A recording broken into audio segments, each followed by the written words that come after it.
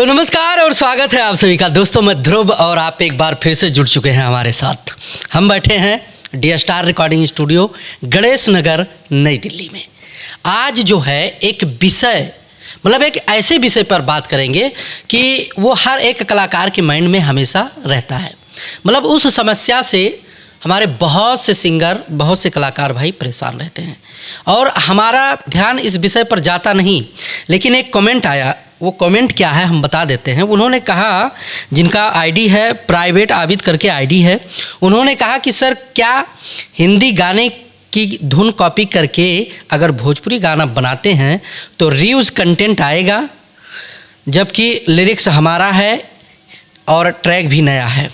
दोस्तों इसको आज हम स्पष्ट करेंगे। बहुत बढ़िया सवाल है कि अगर आप किसी हिंदी गाने को कॉपी करके जो है न्यू ट्रैक बनाकर उस पर म्यूज़िक बनवाकर गाते हैं तो क्या वो रीयूज कंटेंट आएगा या कॉपीराइट वगैरह, ये सब चीज़ें जो होती हैं, इसको आज इस वीडियो में स्पष्ट हम करेंगे। तो आप लोग इस वीडियो में बड़े इत्मीनान के साथ बन के रहिएगा, क्योंकि एक एक चीज़ें बड़ी स्पष्टता के साथ समझाने का प्रयास करेंगे।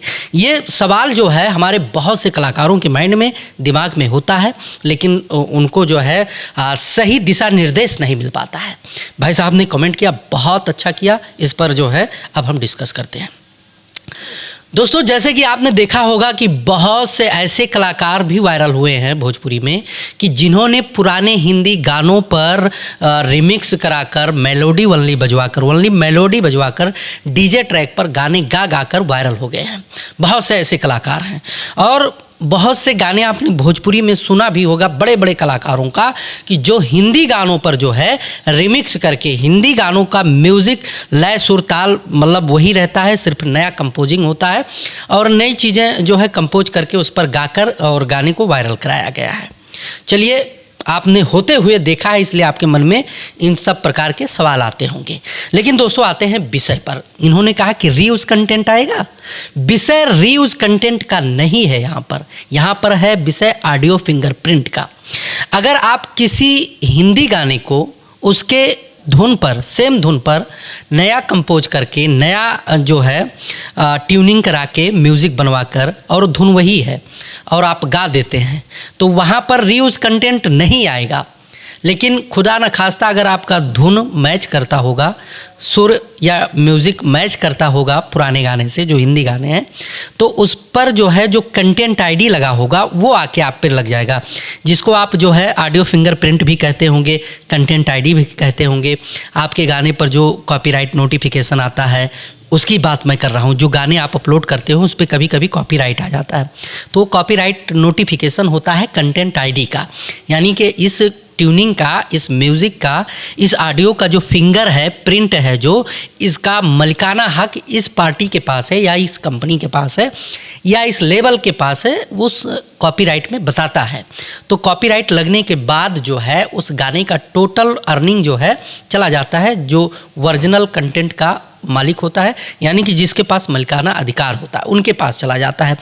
बाकी यूट्यूब भी कहता है कि उससे कोई दिक्कत नहीं है, इसमें आपको परेशान होने की ज़रूरत नहीं है, कंटेंट आईडी से आपको जो है चैनल इफेक्टेड नहीं है, ये सब चीज़ें बताता है। लेकिन ये दो जगह काम कर जाता है। एक जगह जानते हो कहाँ? मतलब अगर आपका चैनल मोनोटाइज नहीं है तो जो है, अगर आपने कंटेंट आईडी वाले गाने अपलोड कर रखे हैं और मोनोटाइज के लिए अप्लाई कर दिया तो आपका चैनल मोनोटाइज नहीं होगा, वो हटा देगा।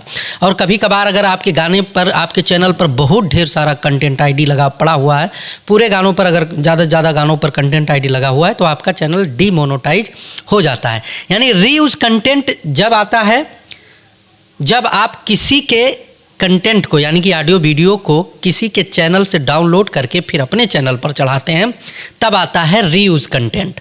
लेकिन कंटेंट आईडी जो है, यानी कि ऑडियो फिंगरप्रिंट जिसे कहते हैं, जिसको आप लोग कॉपीराइट नोटिफिकेशन कहते हो या कहते हो कि हमारे चैनल पे कॉपीराइट आ गया है, उसको जो है कंटेंट आईडी के माध्यम से वो चीज़ें जब लगती हैं, जब आप कोई कंपोजिंग करते हो, कोई नया गाना बनाने का प्रयास करते हो और किसी के गाने से मैच करता होगा, यानी कि हिंदी हो या भोजपुरी है, कोई भी हो, पुराना कोई गाना है उस पर कंटेंट आईडी लगा हुआ है और आप जो है उसी धुन को कंपोज करके नया ट्रैक बनवाकर और उस पर गा दिए, तो अगर वो मैच करेगा, ट्यूनिंग मैच करेगा, तो पक्का जो है कंटेंट आईडी लग के आपके कंटेंट पे जो है कॉपीराइट आ जाएगा। ये होता है मसला। अब इन सब चीज़ों से बचने के लिए मान लिया कोई धुन आपको बहुत अच्छा लग रहा है, किसी गाने को आप बहुत पसंद करते हो, चाहते हो कि इसके जैसा आप गाओ, तो उसके लिए ट्यूनिंग थोड़ा फास्ट करिए या स्लो करिए, या उसमें थोड़ा सा और बदलाव होना चाहिए।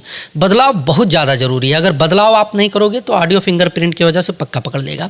आपको गाना बहुत पसंद है तो फास्ट कर दो, स्लो कर दो, मतलब कुछ ऐसा करो कि सेम ना रहे। अगर सेम रहेगा तो पक्का आप बच नहीं सकते हैं, वो कॉपीराइट नोटिफिकेशन पक्का आ जाएगा। रीयूज कंटेंट नहीं आएगा। रीयूज कंटेंट जब कोई डाटा उठाकर किसी यूट्यूब से डाउनलोड करके अपने चैनल पर चढ़ाओगे तब रीयूज कंटेंट आएगा।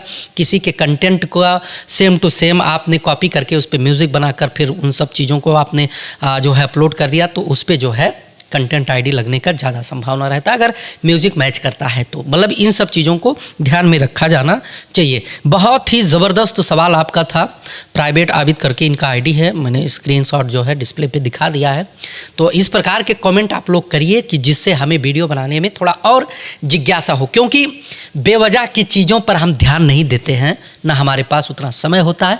लेकिन जब कोई ठोस मतलब कोई बढ़िया सवाल होता है कि जिससे किसी को बढ़िया जानकारी मिल जाएगा, जिससे हम अगर किसी बात को शेयर करते हैं और उस सामने वाले बंदे का काम हो जाएगा, काम चल जाएगा या उसको समझ हो जाएगी, तो इस प्रकार के कमेंटों का हम जवाब भी देने का प्रयास करते हैं, जवाब भी देते हैं और उसको ढंग से जो है बनाकर स्पष्ट करने का भी प्रयास करते हैं। बाकी हम बैठे हैं D star recording studio Ganesh Nagar Nai Delhi में।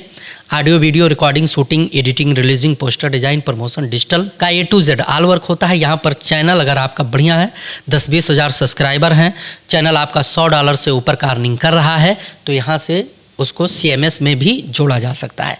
आपके चैनल पर 5-7 हज़ार के आसपास सब्सक्राइबर हैं, साथ में आपके चैनल पर 100-200 गाने हैं, न्यू ट्रैक का, बढ़िया कंपोजिंग का, सब कुछ ठीक ठाक अगर चल रहा है तो आपको हम डैशबोर्ड भी दे सकते हैं, जिससे आप ऑडियो डिस्ट्रीब्यूशन कर पाएंगे तमाम OTT प्लेटफार्मों में, और साथ में आपका अपना कंटेंट आईडी आपके चैनल के नाम से लेवल वेरिफिकेशन होकर भी मिल सकता है। यहाँ से इतनी व्यवस्थाएं हैं, बहुत से वर्क होते हैं, बहुत सी चीज़ें हैं। अगर आप चाहते हो कि इसका लाभ मिले तो नंबर दिया हुआ है, कांटेक्ट करिए, और अगर बढ़िया चीज़ होगी तभी कांटेक्ट करिएगा। हमने देखा है 100, 200, 500, 1000 सब्सक्राइबर है, ढंग का काम नहीं कर रहे हैं भैया, ढंग का पोस्टर नहीं बना रखे हैं, ढंग का उनका कंटेंट भी नहीं है, DJ ट्रैक चढ़ा रखे हैं और वो मैसेज करते हैं कि भैया मुझे डैशबोर्ड चाहिए या मुझे जो है इन सब चीज़ों CMS से जोड़ना है। तो ऐसा नहीं होता है बेवजह। आप हमारा समय भी ना बेकार करें, ना अपना समय बेकार करें। चैनल ठीक ठाक होगा, चैनल पर $100 से ऊपर का अर्निंग होगा तो CMS से जुड़ जाएगा। आपके चैनल पर 40, 50, 100 गाने होंगे, 8-10 हज़ार, 5,000 सब्सक्राइबर होगा और बढ़िया न्यू ट्रैक कंपोजिंग होगा, तो आपको डैशबोर्ड मिल जाएगा OTT प्लेटफार्मों पर म्यूज़िक डिस्ट्रीब्यूशन के लिए और कंटेंट आईडी के लिए। तो उम्मीद करता हूं कि यह वीडियो आप लोगों के लिए यूजफुल रहा होगा और आप लोग ढंग से समझ पाए होंगे। आप लोग बने रहिए BCT मीडिया के साथ, हम भी नया अपडेट, नई जानकारी, नए वीडियो के माध्यम से लेकर आते रहेंगे। नमस्कार।